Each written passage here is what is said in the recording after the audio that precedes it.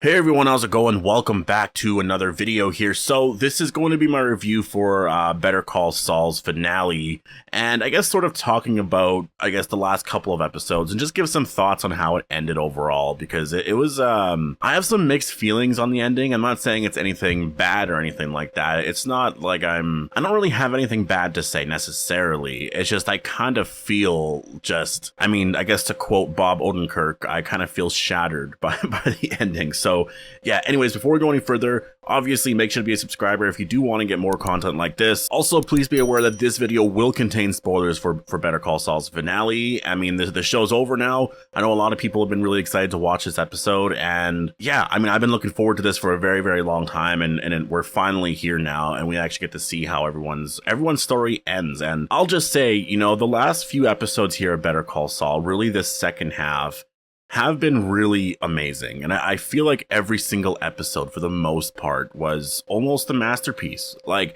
every single episode that I've watched for like the last 6 episodes or whatever has really felt like a short story. It's felt like it was like this piece of art, you know. And I'm going back to, you know, the episode where we saw Lalo die and Howard die. You know, or I guess Howard died before, but you know what I mean, right? Like, it was just, you go back to that episode, and that episode really ended everything, or the episode afterwards, I guess, with that transition. And you sort of look at, you know, what they've told in that amount of time there with Saul's story. It's really incredible, you know, and I really do like the addition of, you know, the black and white, or just telling it in black and white. You know, I think it just gave it this artistic feel when watching it. Also, the return of Walter White and Jesse Pinkman, that was amazing. I mean, we saw Jesse Pinkman twice. I guess we saw Walter White twice as well, because we saw him in the finale. But we saw Jesse obviously meet Kim, which was super cool. That was really cool. The fact that we got that interaction and we had no idea. And that must have took place at what point? During season 3 or 4, around there, of Breaking Bad. So it's kind of cool because, yeah, I guess we don't see every interaction, right? Like on Breaking Bad, we weren't going to see every interaction that these characters have had, but just like a random thing there where he goes out just to have a smoke, you know, he meets Kim. Like, that's just really cool. I really like the attention to detail there, and I think this show really proves that you can actually make a really incredible universe out of this. And we did get some confirmation that they're likely not going to be doing anything like that, or at least Vince Gilligan's not going to be doing anything with that anytime soon. And so we'll talk about that, and I'll give my thoughts on like what I would want in this and that. But, you know, just going back to these last couple of episodes here, we really saw, I guess, you know, the hardships of our characters and just what happened post Breaking Bad, you know, what life was like, because life was pretty shitty for basically everyone. And Saul, you know, I think he managed it pretty well. I think, you know, getting too comfortable there at the end where he started to do it again. You know, I think if he would have just played it safe and not gotten mixed up with robbing the mall and this and that, I think he actually would have been probably safe, and I think he could have just lived the rest of his life like that. And I feel like there was a part of him that just really could not let that go. He needed to test it. He needed to know if he could do it. And it was just something that, honestly, he just tested everything. And then obviously in the finale there, we saw, or I guess the episode before the finale, he gets discovered, and then the police are everywhere. There's choppers going after him, which was really insane. And then they find him in a garbage can. And, you know, the whole episode, I think it definitely was appropriate that it really focused on sort of what do we do with him. And you know what? That's one of the things that I really like about it, is that, you know, he, based off of everything that he's done and, you know, what he says about all I need is one juror or whatever, and he can like walk free. And, you know, the prosecution knew that, like, that was probably going to happen. There was a really good chance that that could happen because of the story that he told about, you know, he was a victim in all of this. They were willing to, you know, make a deal with him, and he was only going to get 7 years. And that was, you know, just for everything, 7 years, like that would be it. And I'm sure, like, with the ending overall, there's going to be questions on his mind of like, do I wish I did something different? I kind of regret it. I would have been out by now. But like, I like the fact that he got to do that. He got it his own way. But just at the end there, he was like, you know what? I'm kind of done. I want to settle things. I want to make things right. And he just told his truth. Literally just told his truth. And then I guess he basically got however many years in prison, right? And of course he went to the shitty prison as well. And that's what I mean. Like, the ending makes sense. I like the ending. Like, just seeing that happen, it's like, it's sad, It's definitely like it's again, I kind of feel like Bob Odenkirk said, like I feel kind of shattered. I wish there was a way he could have made it out, just because everyone's stories from the Breaking Bad universe overall has been pretty negative. The way everything has ended.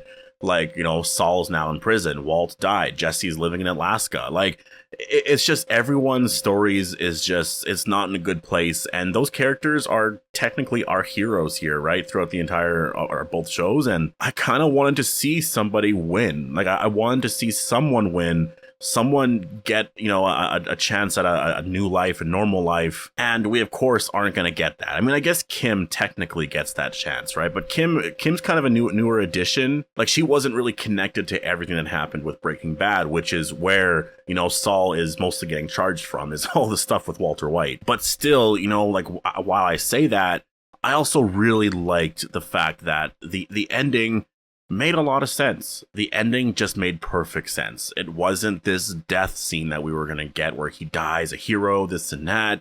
It wasn't going to be something where someone else dies or he loses Kim or something like that. The ending is just, it's literally just what our own reality would probably be like, right? Where Jimmy just, based off of everything he did in Breaking Bad, just ends up in prison, and he's going to be there literally just by himself for the rest of his life. And it was just incredible, in the last scenes there with Kim and Jimmy. It was just, who knew that Kim would be such a big character like this, right? Like, who knew that she would be such a big part of Saul's life, or Jimmy's life, I guess I should be saying. And that's the one thing that I'll say with Breaking Bad, like Breaking Bad, Better Call Saul. Better Call Saul, I think, really changed the expectation, or changed sort of the narrative, that if you want to do a prequel series or a sequel series or a spin-off, basically, of a really popular show, that it's always going to be worse than that show, right? Because there's a lot of people who like Better Call Saul over Breaking Bad. And I can definitely see it. I could see it. And I honestly go back and forth sometimes. Like, I remember how amazing Breaking Bad is, and I'm like, well, no, Breaking Bad's just a little bit better because of this and that. But then I watch some stuff in Better Call Saul, and I'm like, I don't know, I really like that. Like, that stuff holds up like a lot better. And it's just the acting and the writing and all of it behind it, and it's really incredible storytelling. And so that's why, honestly, I'm sad that it's ending. I'm sad that it's ending because I want more of this. And I mostly want more post Breaking Bad era, or I guess post Better Call Saul now, technically, right? Now that we got his ending, I would like to see something else, if possible, on some other characters. But again, I don't know how you would do it without, I'm sure there's a way to do it. Again, we all had these questions when Better Call Saul was announced. It was like, well, what's the point of this, right? And then now look, right, a couple years later. And that's the thing, like, do you do more, right? Do you do more? And I know Vince Gilligan has said that he doesn't really want to do more. He said that he's not against it, and that he likely will be doing more in the future. It's just it's not on his radar to do it like right now. And so, I'm definitely really hopeful for that. I do think they will do another project at some point in the future, but it's not going to be anything like anytime soon, obviously. It might be 10 years down the road or something like that. And, I hope that they do sort of touch on some stuff with Jesse.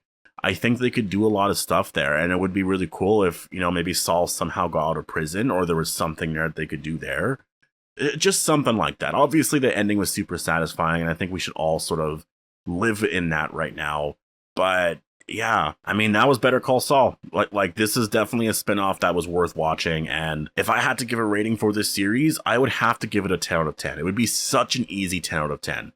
Giving it a 9 out of 10, like, you probably could technically give it a 9 out of 10 if you want to be very, like, picky and just be like, well, this didn't do this, or some of these things didn't really, there's some weaker episodes here and there. But if you just look at it overall, like, it was a masterpiece of a show. It really was. From beginning to end, it was just such an incredible show, and that was the point of it, right? Like, all shows are going to have its highs and lows. You just got to look at it as, was it worthy or worth doing? And it definitely was. It did so much for the Saul Goodman character. I haven't went back and rewatched Breaking Bad in a long time, but going back and watching it, and especially when he's introduced into the show, I think it's going to change the context behind everything there, which is something that I'm definitely really excited to go back and do, because I've been meaning to ever since I've been rewatching Better Call Saul. And so, yeah, I don't really know what else to say. I mean, the finale was just amazing. It was amazing to see Saul in a position where he could probably get out. He could probably only get 7 years. Maybe he would get less than that. There was probably a lot of stuff that he could have done. I mean, the 7 years was before the information about Kim, right?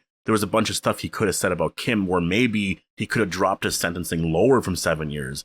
Like, Saul could have gotten out of that situation. He really could have. But in the end, he actually was different. And they really hinted at it a lot throughout the episode because, like, you know, Walt, even in that one scene, is like, what, so you've always been like this? Because Jimmy was telling the story of when he was like 20, 22, and he got money or something from, I guess, a slip and fall or whatever that, like, helped put him through college. And Walt was like, what the, like, you've always been like this? And so it's kind of nice to see that in the end, you know, he was different. I mean, maybe he's always sort of been like that because that's sort of what's appealing about that character. But he does have some humanity. He is a little bit more normal, and you know, that's sort of, I guess it balances itself out now that he's going to be in prison for the rest of his life, or until, you know, he gets another spinoff, or maybe not him, but like Jesse will get a spinoff or something, and then maybe he gets out and then they get into some more trouble or something. I don't know. Honestly, I don't know what else they can do. I'm sure there's something else they can do. There's probably something that they can do, but you're introducing new villains, you're doing this whole other thing,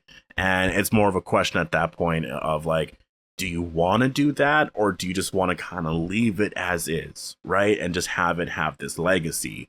But again, when it's 10, 15 years down the road, people's minds change on things like that, right? When it's like 10 years from now, 15 years from now, all of us might be saying, you know, I would really like to watch that again. Or if they announce something like, be excited about that story, you know, be excited about Jesse being like 40 years old, 40 to 50 years old, and just like him being Walt's age, and then what happens from there, sort of thing. But yeah, anyways, I'm gonna leave it here. Definitely post your thoughts down below on the finale, and I guess your thoughts on the series overall, and you know, if it should be left as is. Do you want another spinoff in the future? Hope you guys all enjoyed the video, and I'll see you guys in the next one.